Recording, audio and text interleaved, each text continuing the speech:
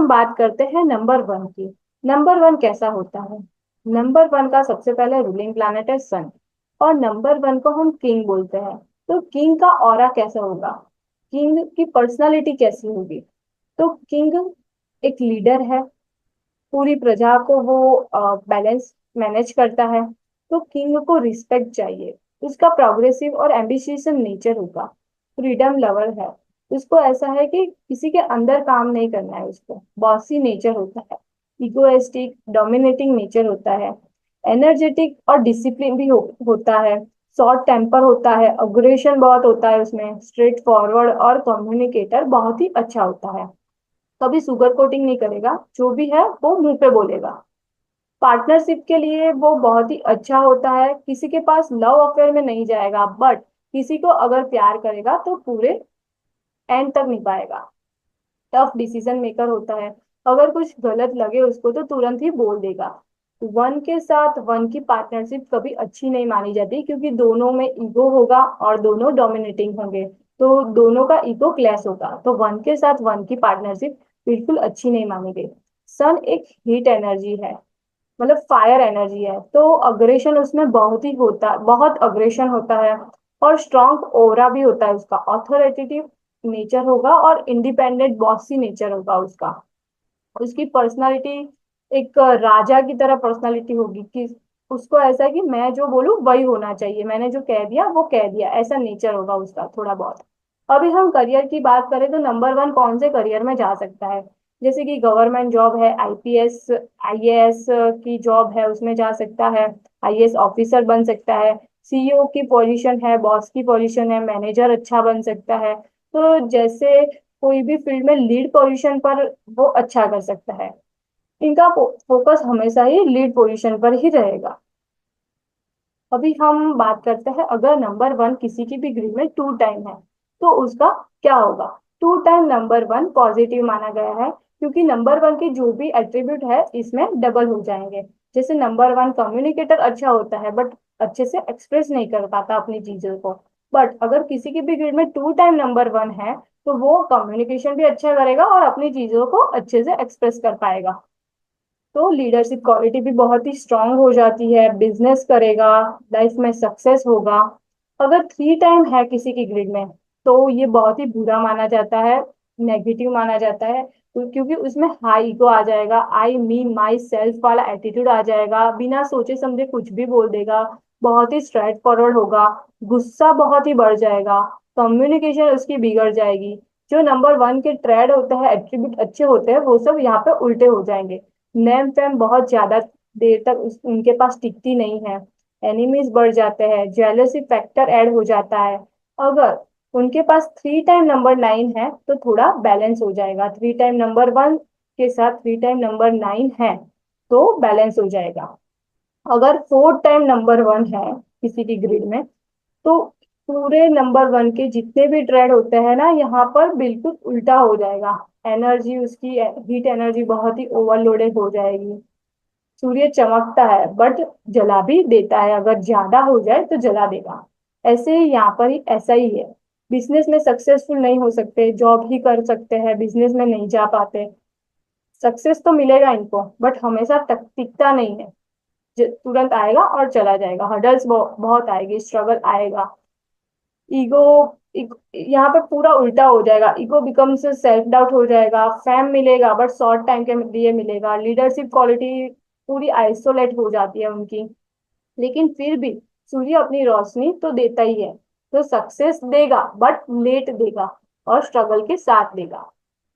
अभी हम समझते हैं किसी की ग्रिड में नंबर टू है। नंबर टू के एट्रीब्यूट के बारे में हम समझते हैं।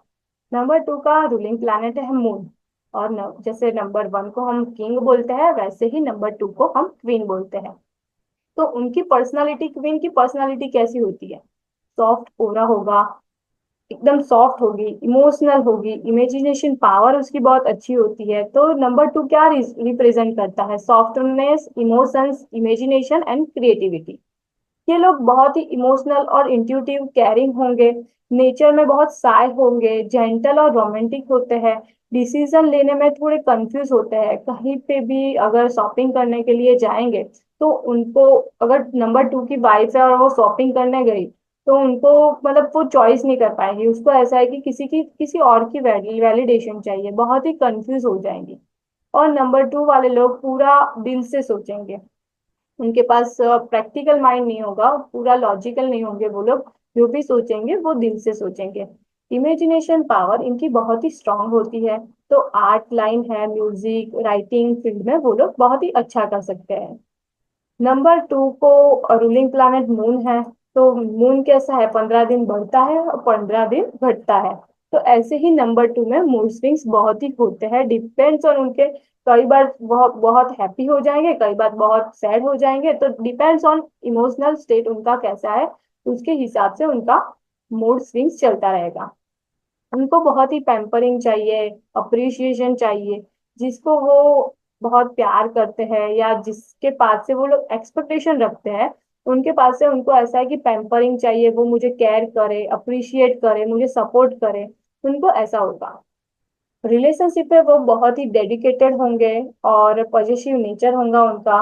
उनकी एनर्जी बहुत ही चार्मिंग होती है, अट्रैक्टिव ऑरा होता है इनका। अगर हम देखें नंबर 2 किसी की ग्रिड में 2 टाइम है, तो क्या होगा? अगर किसी की भी ग्रिड में 2 टाइम है तो इमोशनल नेचर और स्ट्रांग हो जाएगा। 2 बार नंबर 2 नेगेटिव माना गया है, तो इमोशनल नेचर बहुत ही ज्यादा हो जाएगा, पॉजेसिव सेंसिटिव हो जाएंगे, किसी और की खुशी के लिए अपने अपने को भी पूरा कर देंगे या अपने भी सेक्रीफाइस, खुद को भी सेक्रीफाइस कर देंगे। रिजेक्शन इनसे बर्दाश्त नहीं होता, छोटी छोटी बातों पे वो हर्ट हो जाएंगे, गुस्सा करेंगे, फ्रस्ट्रेट हो जाएंगे, स्ट्रेस स्ट्रेस में जाएंगे, तो अल्कोहल स्मोकिंग में भी जा सकते हैं, तो बुरी आदतें भी इनको लग सकती है। 90 और अप्रिसिएशन के भूखे हो जाएंगे, उनको ऐसा है कि मुझे, मैंने ये काम किया, मुझे कोई अप्रिशिएट कर दे तो ही वो खुश रहेंगे।